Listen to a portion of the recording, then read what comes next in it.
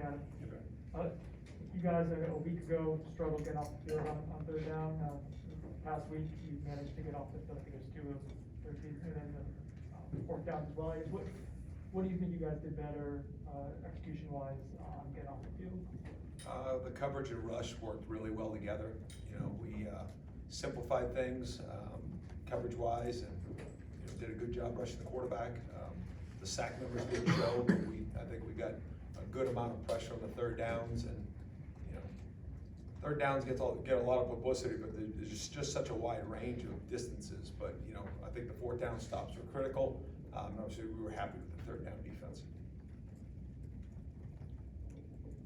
Go to Jared.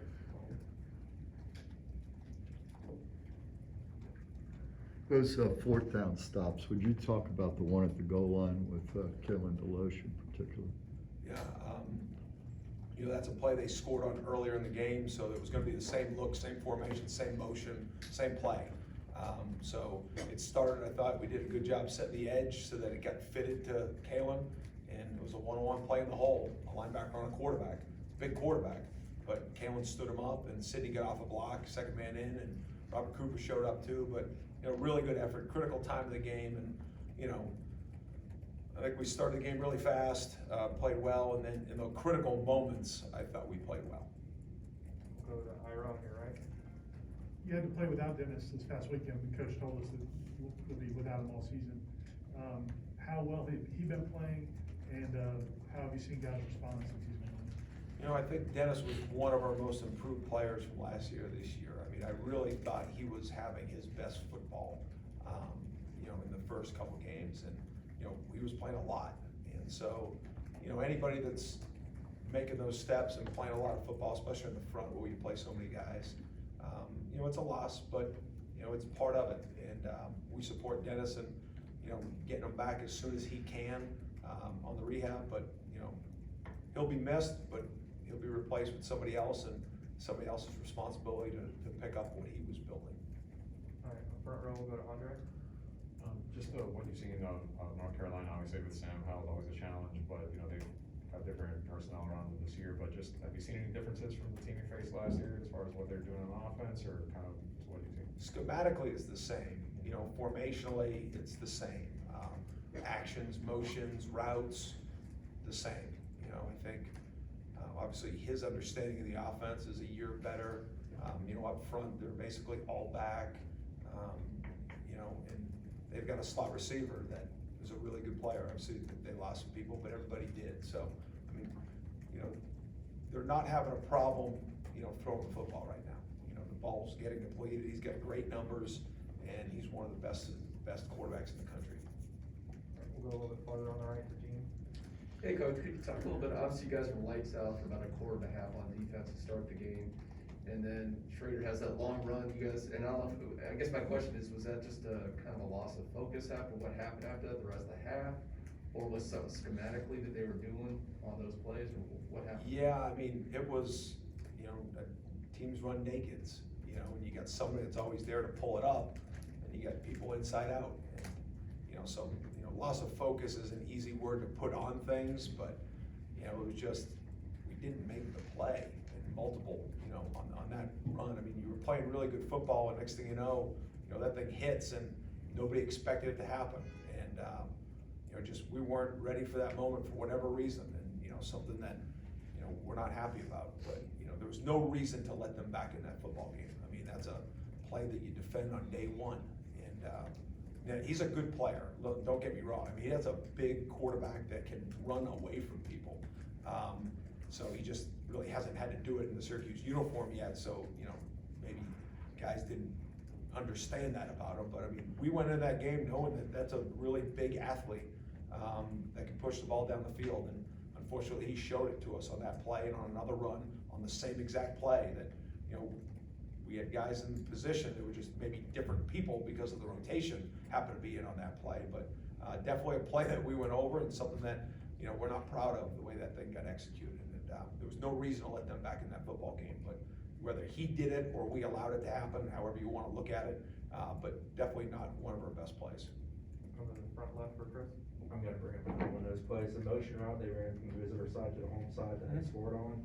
is it a miscommunication, the defensive back not knowing Yeah. how to hand it off, or what exactly transpired? Yeah, so, I mean, it's a similar route that you get, they just changed the picture of how they run the route, and, you know, right now, we put Jamie Robinson, he plays nickel, he plays dime, he plays safety. You know, that was his first game playing safety more than any other position, so that's kind of the quarterback of it, you know, and he anticipated Kevin was gonna play it one way, Kevin played it the other way, and we got caught flat-footed on it, and, our reaction wasn't good, and, you know, anytime you're gonna be wrong, you don't wanna be wrong low to high, you wanna be wrong high to low, and defend things top down, and that one didn't happen that way, and they ate up the backside safety too, so, again, the picture changed a little bit, but the information given before the ball turned over, we should have been in a much better situation there.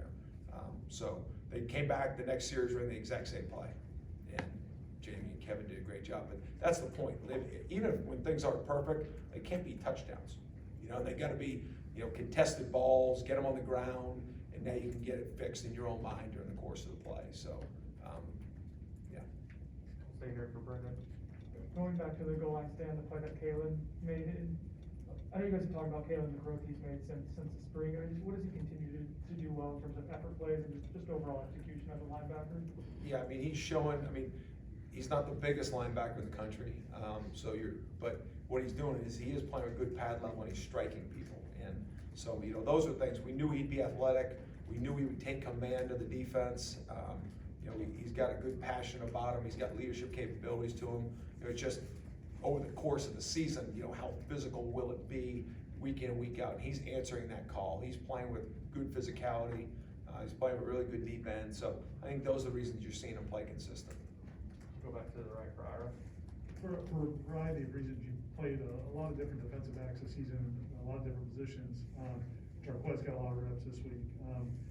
Is that, ideally, you have more continuity in the back end, or, I mean, it's just the reality of college football, you need to play that many guys because you may need them? Well, you're playing, I mean, I think we probably played 20 snaps of 6 DBs, you know, and then the rest of them, minus 10 of them, were all 5 DBs. But I've said this before, I'll say it again, we're not trying to play a bunch of different DBs. You're trying to just find the right, because there's pictures that do change, you know, as Chris brought up, you know, and you want guys that can play together and not play off of each other, but have that communication and just have that comfortability with each other. So, you know, we're trying to find the right group of guys, and I think as we settled in, you know, towards the beginning of that game, you know, Kevin went down early but was able to come back, which again brought a little bit more consistency in how that group played. So, you know, I think we're starting to narrow it down. At this point, you know, we played some new guys. You know, Jarquez McCollum played, he hadn't played before.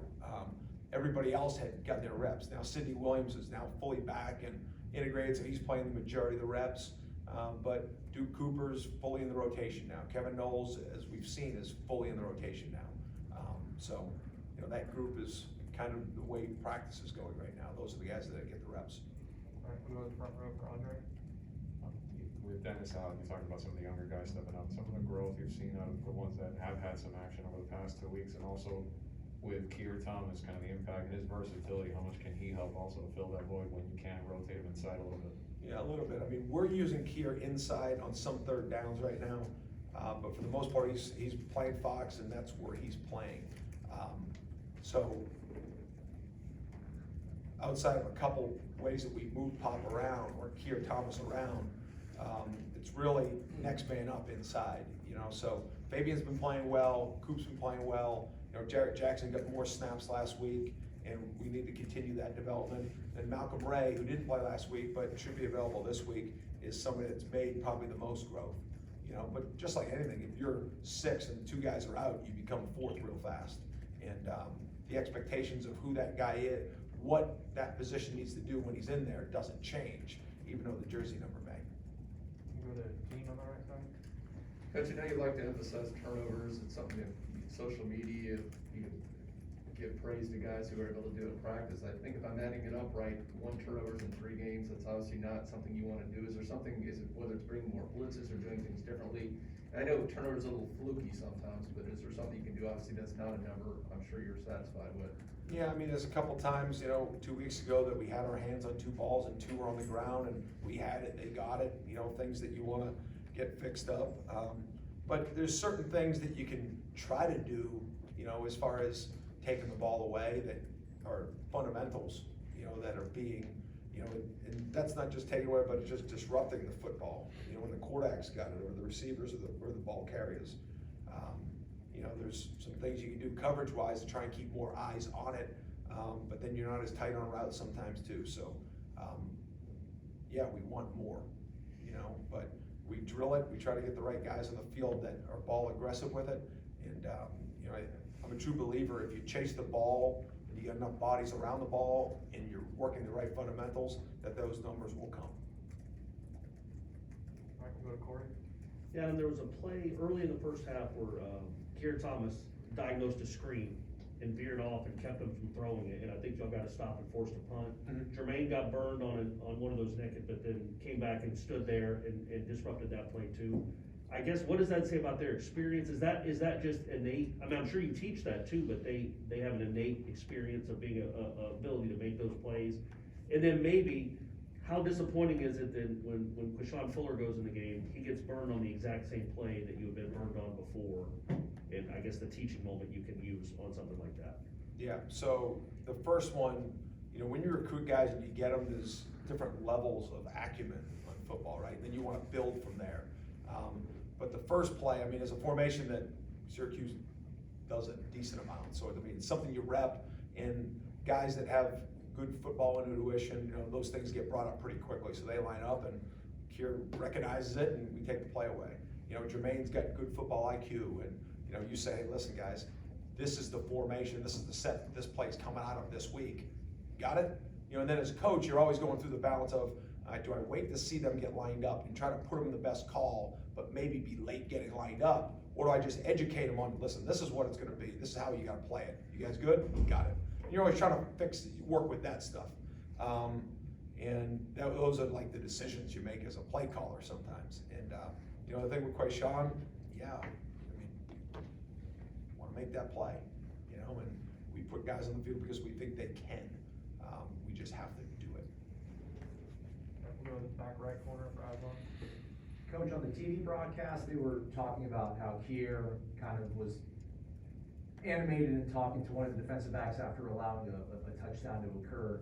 You've exhausted so many options and trying to get guys in the right positions. Is there a point in time where you'd like to see a guy like Keir kind of get on? There need to be more accountability from these players on one another at a certain point so that you guys can perform at the level you're capable of. Yeah, I think when you're involved in a team, like, that stuff happens. If you're out there in practice, it's happening. You're in meetings, it happens. And just the guys that invest and work at it, and like, it's gonna come out. And, everybody's got their own personality as far as how they show their emotions, and at the end of the day, we're always gonna preach team first, but, things come out. It's football, it's team, it's guys getting on guys, and it's my job to make sure it's done in a way that helps the entire group. And, Keir's definitely somebody we lean on for leadership, and that was just his way of showing it. All right, Ira? Obviously the bootlegs got out a few times, but how did you feel like you guys played, and how have you been playing, just traditional run defense? When teams are trying to run with a tailback, trying to run the football. You mean when it's not just naked and just the guy breaks the tackle and runs a long way? We're trying to do better on that, but just defending just run game. I think the kid Tucker's a really good back. When he outran a few leverages a couple times, but just how we were lined and however that looked. But, again, I think if you're trying to consolidate the year into a thought, I still think we're playing good physical football in the run game right now. And that's something we gotta continue to do. Am I happy? No. But I think we're coaching the right things, and I'm seeing it executed for the most part the right way in the run game. Does that answer your question?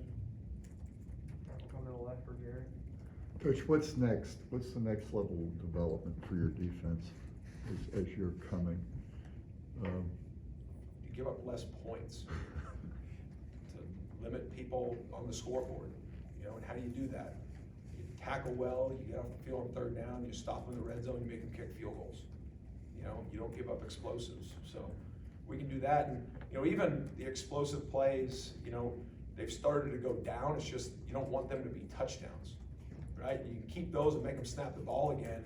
You know, they saw last week, if you do good on third down, the only way they can score is by giving them a short field or giving up an explosive. You know, you can't have those numbers on third and fourth down and give up points. You know, the only way that's gonna happen is short fields or you give up a big play. And those big plays gotta be downed, right? Make them snap the ball again, get them to another third down and make them earn it. So, you know, I think our tackling has improved generally this year. You know, we had 10 missed tackles Saturday. You know, you want that number to be as low as you can, but, you know, you chase the ball the right way, you know, one missed tackle doesn't lead to a touchdown. And those are just something that we continue to harp on, and I am seeing progress. It just needs to accelerate. All right, thank you, Coach. Thanks, guys.